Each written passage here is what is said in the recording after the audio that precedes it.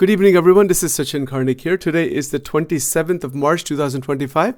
We are continuing our weekly series on the religious traditions of the world, and in the current evolution with regards to many of the ideas in the Genesis, as well as the subsequent notions that have been discussed. We're looking at the Omni qualities, and these are qualities that are attributed to God, that God has those qualities. This is the one monotheistic God that is worshipped in Judaism, in Christianity, and in Islam.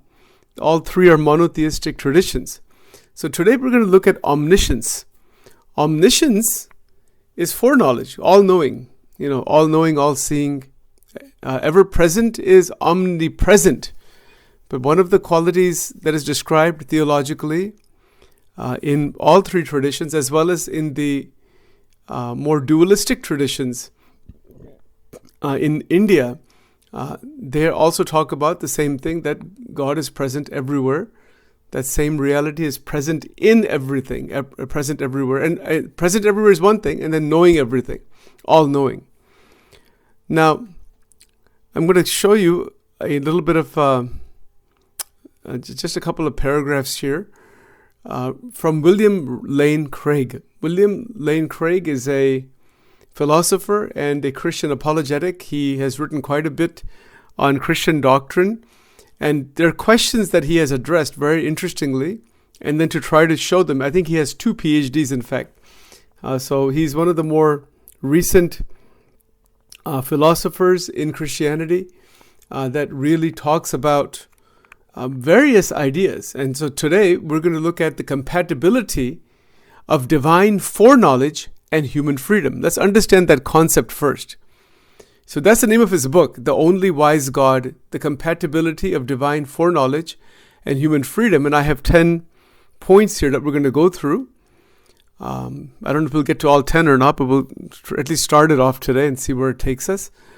So the first point here is about the core dilemma. Let's understand the dilemma. So William Lane Craig's The Only Wise God tackles a perennial theological and philosophical puzzle. There's a puzzle here. The apparent conflict between God's exhaustive foreknowledge of future events. Right? So first of all, we have to ask this question. Does God have exhaustive foreknowledge? You can see I'm bolding it here for you. God has exhaustive foreknowledge of future events. Is that so? Well, why is that even believed, and where is what is the thinking behind that? It goes back to the concept of the existence of God to begin with. That divine being, that divine reality, that divinity, like in Christianity is talked about as a Trinity. In Judaism, we talked about the Elohim and Yahweh, etc. That being is beyond time. So let's look at that point first before we even get to the fullness of that sentence. The second point is human freedom. So when we use the word time, we have a sense of what is time. The past, present, future, we talk about that a lot in terms of our other programs. We have a sense of what is time. So there's psychological time, calendar time. The earth is revolving around the sun. This earth is revolving around its own axis. The sun is revolving around the center of the Milky Way galaxy. The Milky Way galaxy, it could be revolving in some other bigger, greater structure. Things like that. There is the notion of time. In the Sanskrit language, this is called Kal, K-A-A-L. You'll find a lot of similarity among these different traditions also. It means the same thing. It's the movement of time. So, is God beyond time? And that's what it would be, that whatever God may be, the existence of God, the substance that is God, the being that is God, the spiritual being that is God, is beyond time, and hence is the creator of time. That's interesting. Even in the more dualistic sense that God has created time. Again, using our limited intellect, why? Why has God created time? Why has God created anything? If you remember my mentioning this before, that this question is coming from our intellect.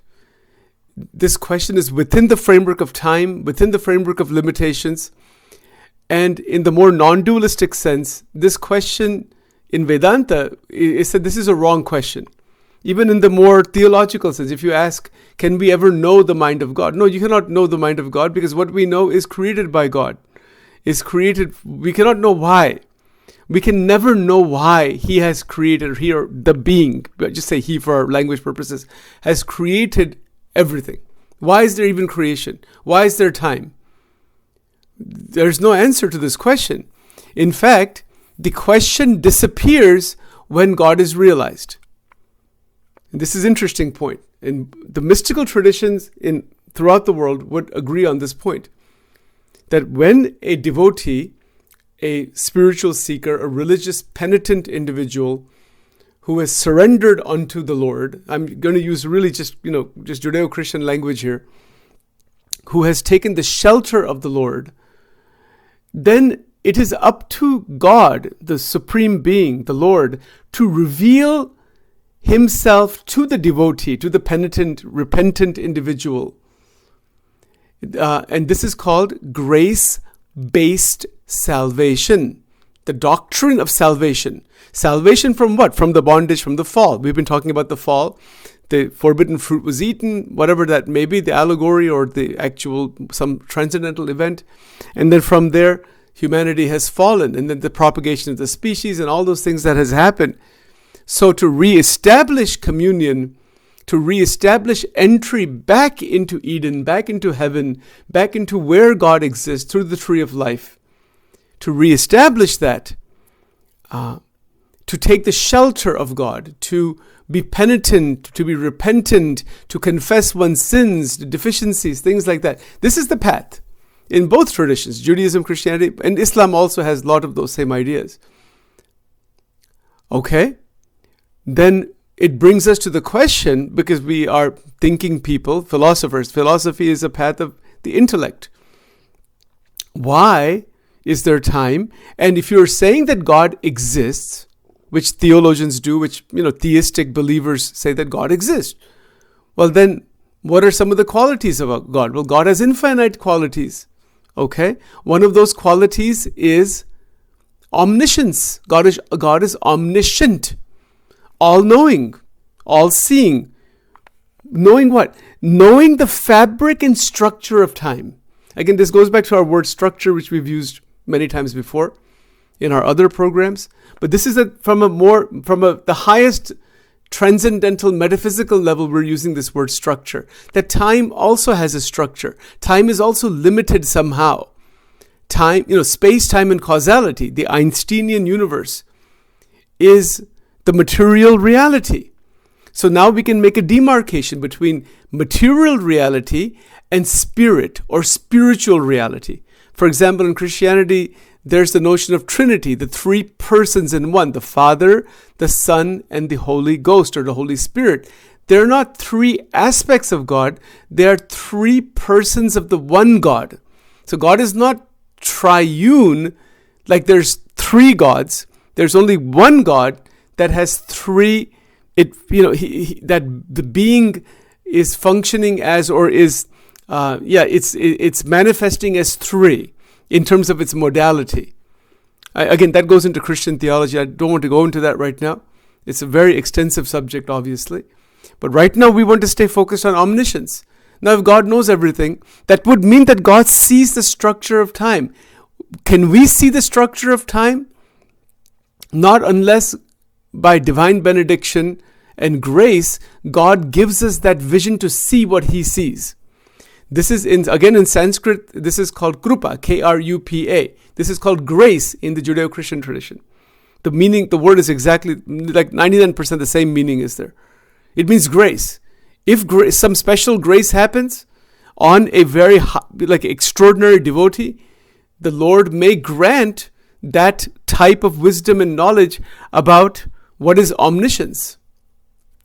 Yes, it is a possibility. Now, I will have to do some more study on the mystical side in Judaism and Christianity to discuss this, because I'm going to draw some parallels here, just for your understanding. that in the eastern side, there are something called siddhis, Siddhi. You can write that word down if you're taking notes. It's being recorded also, which is fine. The word siddhi means a certain spiritual attainment. I'll give you an example of what I'm talking about. This quality of omniscience, right? The all-knowing everything, all that. They are yogis, meaning these people who are trying to connect with God. Let's just say someone in the Jewish or Christian tradition who is exclusively devoted towards the Lord. They are spending a large amount of their life in devotion, scriptural study, penitence, repentance, things like that. Just really prayer upon prayer upon prayer. Maybe they have taken the renunciate life, like some of the nuns. I was just watching a documentary on some of that just right now before we got started. Somehow it just came up on the YouTube, interestingly enough, So, and again, they're trying to establish an unbroken link with Jesus. See this point. The monks at Mount Athos, and many of the more reclusive, renunciate nuns that are there. There could be other Christian monks or even certain sects in Judaism are like that. In India, there's many SECTS, many branches of the Hindu tradition that are of that type. There's a Jaina tradition also that is of that type. That is removing themselves from the frame of normal life. And there's a group of people, community of people that supports their well-being, their livelihood. So those people don't keep any possessions or anything. They're just, they're living in some place. They may be roaming around. They may be giving lectures, discourses, and they have a householder community that supports them. And they are respected, highly respected, to live that type of life, men and women both. So these are called, renunciate sages in India, or renunciate monks in the Western world, or nuns. Or maybe in the Jewish tradition, there's renunciate Jews also. I have to do some research on that to find out what they're exactly called. But there's Hasidic Jews and all that. We're aware of that. But to what extent they're exactly removed from the society, that I'm not 100% sure about. So that is a path. Why would someone take such a path?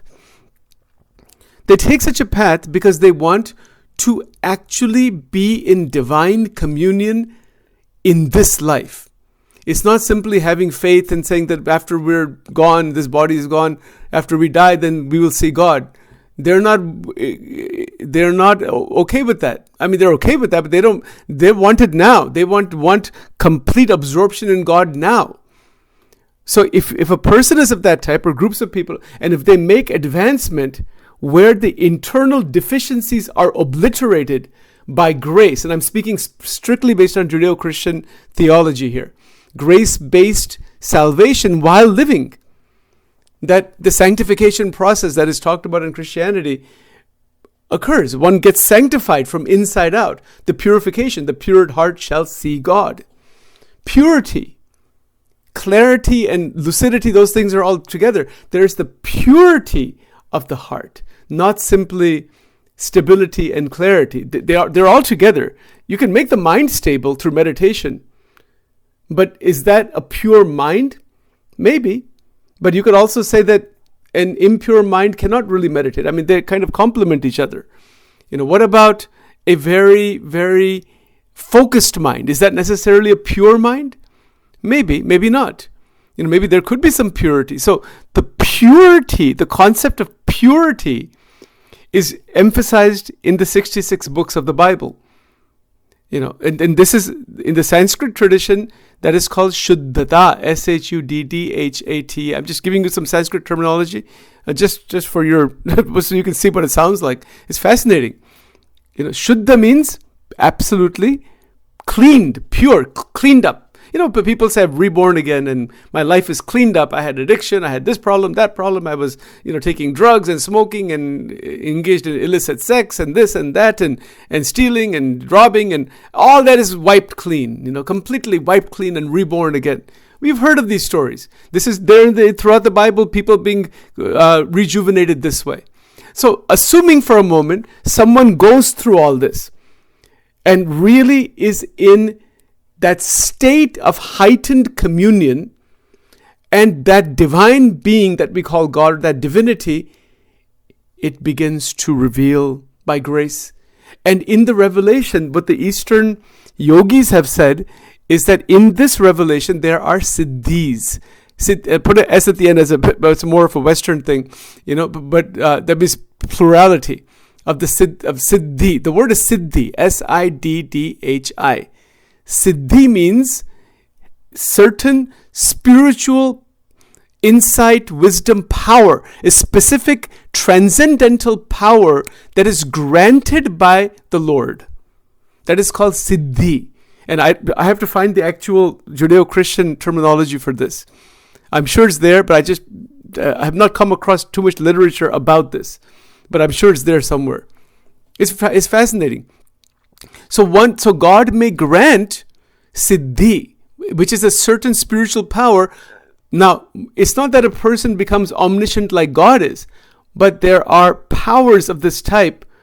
These are extraordinary powers that open up from within, where one can potentially maybe see what will happen in the future, be aware of the minds of thousands of people. So like, for example, the Nostradamus story, the Nostradamus, the fortune teller. I think he's a Christian person, and he was maybe a mystic of some sort, and maybe he had some kind of forevision, of what is going to happen. That is called a siddhi. So there's actually a specific siddhi. They're named, by the way, in the Indian tradition. They have all kinds of names for them. And the one that I'm describing here is called the foreknowledge of the past, present, past, and the future. I mean, they can see deeply into the past, see deeply into the future. It is a specific type of divine power granted by God for those who are very close to God. But there's even something more interesting than this, that it is said in the Eastern traditions that if such a thing happens, it is kept away. A person doesn't use that gift, because it'll drop one down back to 0 again. You see, so that gift is granted by God as a temptation to see, do you want that kind of power or do you want me? So this is at a higher realization. I'm explaining this here specifically in terms of the quality of omniscience. Because this quality of omniscience, which is a divine quality, God grants to some extent some glimpse of his omni qualities. Not the full thing, but some glimpse of it to an embodied person if the person is very close to face-to-face vision of God. Think about it. I'm talking about like going through this fantastic process of spiritual rebirth and evolution where, for example, take the 66 books of the Bible. The person is eating, breathing, dreaming, thinking God. It's like in and out, in and out, in and out. It's become an embodiment of the Bible. That kind of person. That kind of person is granted this glimpse of these divine powers. And those powers belong to God, but they are also granted as a test. They're granted as a test that if you get that, you can use that. Yes, but that can be a deflection from devotion towards God. That is also a deflection. That is also part of that deviation from devotion. So that is almost placed as an obstacle. It's not the kind of obstacles we face in life. We have our own internal obstacles with anger and greed and all the 7 deadly sins and all those kinds of things, that our minds are clogged with. I'm talking about someone who has gone out of all of that to a large extent. Sanctification is gone. Sanctification has happened, and they've gone to such a stage where God is actually revealing himself and his presence and all. And in that, these extraordinary things begin to happen. And there's so many. This is just one thing. But that has to be left aside. If by divine will, that is, God uses the individual as an instrument to express that power, that's a different matter. But if the individual himself or herself uses that power of omniscience to see something 1,000 years from now, 5,000 years from now, they say, I want to know what happens 100 years from now. They can sit in meditation or in communion with God, and by grace, that power you can see that. This is described. I'm telling you what's described. I don't have any such thing, or people have described these kinds of things, but it's possible that their mind is gone beyond into a higher dimension. So this is called Trikal Darshan. For those who are writing this down in Sanskrit, Trikal means three, Tri-Kal. That means the time, past, present, future. The word darshan means vision. The vision of the past, present, future. You can just sit with your eyes closed and have a desire that says, I want to know what happens 100 years from now on the planet Earth in Canada, let's say. You make a specific wish like that, and you're in communion with the Lord, and He's granted this power to you. You'll be able to see it, actually. I have met individuals who are extraordinary. They're siddhas. They can see. If 1,000 people are sitting, they can read people's mind like an open book. I've seen people like this. I've seen people who can see things into the future also. Whatever it may be, we don't know. It's quite mystical. It's something that is quite extraordinary, but it is still within the realm of the material world. All of those powers are also within the realm. You see, like when we say God is omniscient, He's omniscient about the material world. Well, what's the big deal about that? He's the one who created it. Of course He's omniscient. Why is that even a big deal? That's not even a big deal. It's a big deal from where we are, not from where God is. Of course He's omniscient. I mean, that's not even an issue. The question is, can we be in loving communion with the Lord for the sake of that communion and not want something from the Lord? You see, this is the difference.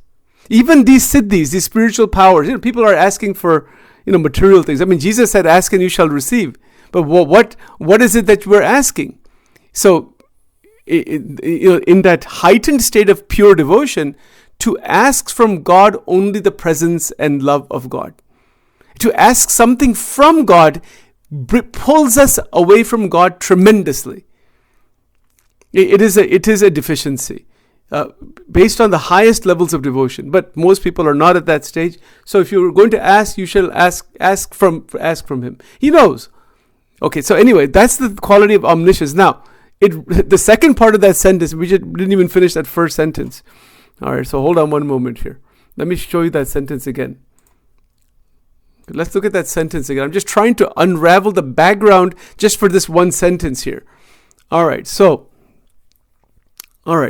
God's exhaustive foreknowledge of future events and the existence of genuine human freedom.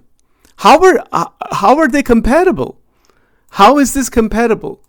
If I'm saying that I'm free and I'm genuinely free, and God knows everything, then am I really free?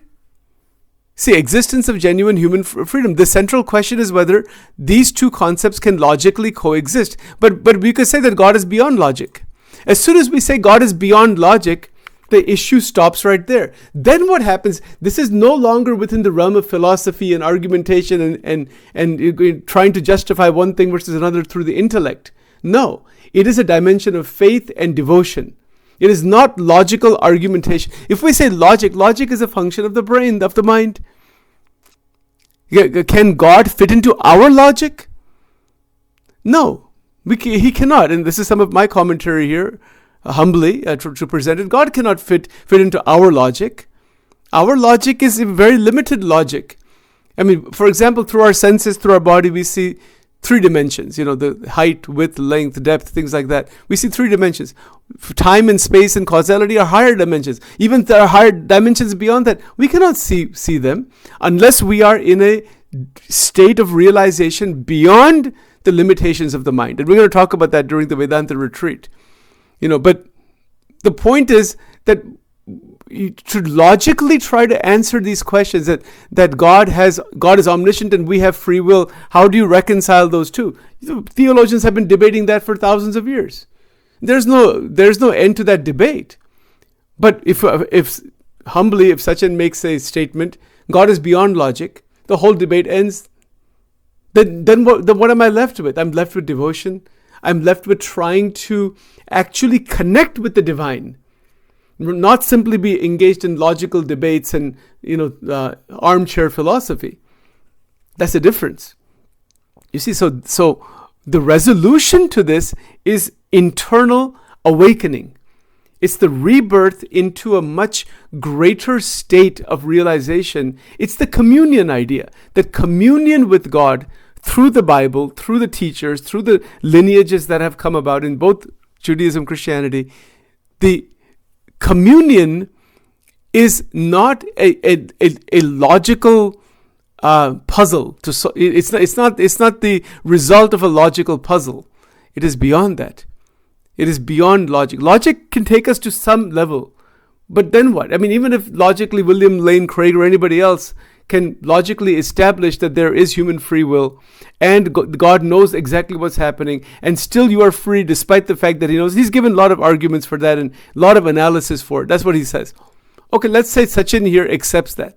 If I accept that, so what? Well, I mean, what's next? How does that change my life at all? Okay, it can. I mean, I can say I have free will, that I want to do what God wants me to do because I have free will. But that he already knows what you're going to do, what you're not going to do.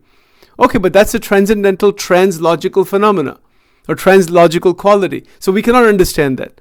So at some point, one would have to say, we do not know what that is. We cannot know what that is. We cannot understand or know the mind of God through our mind. So the mind itself is given over through faith, through devotion, through prayers, and by revelation. He reveals himself.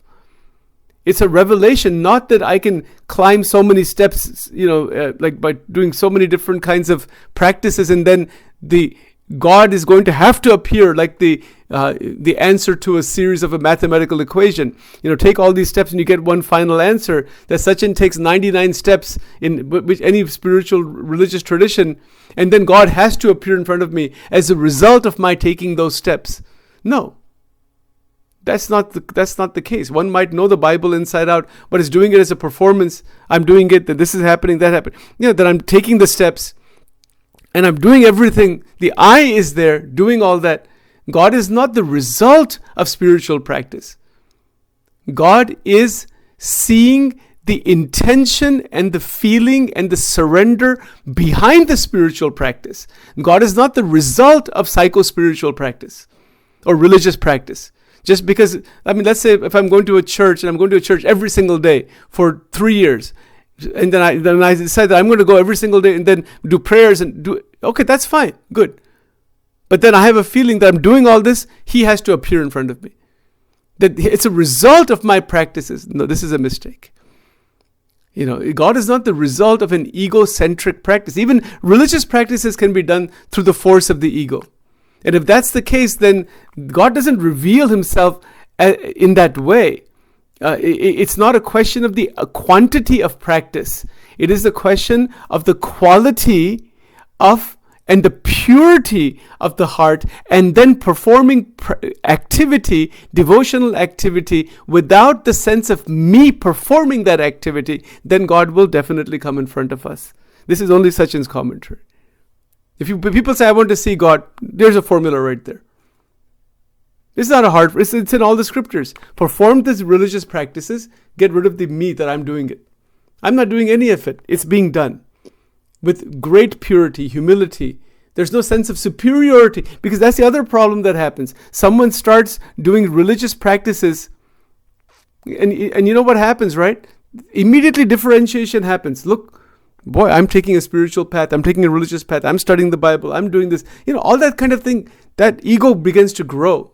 Subtly, comparison with others happens, and that becomes one's downfall. You see, so then that prevents communion, real communion. So genuine religious communion or link is extremely rare. It's extremely rare because of this sense that I am doing something to get somewhere. That's how we are conditioned. We're brought up that way. But anyway, the quality of omniscience is an extraordinary thing to latch onto. From a more psychological point of view, if we say that God is all-knowing, then that can modify our behavior significantly.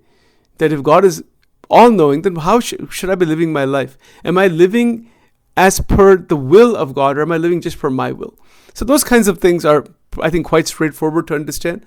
The question here about free will versus the God being omniscient, then do we really have free will? Yeah, we have free will, but I mean, if you say that we don't have any free will, so what? Even if you say that, we still act as if we have free will. Practically, it doesn't make these debates. They don't hold that much water.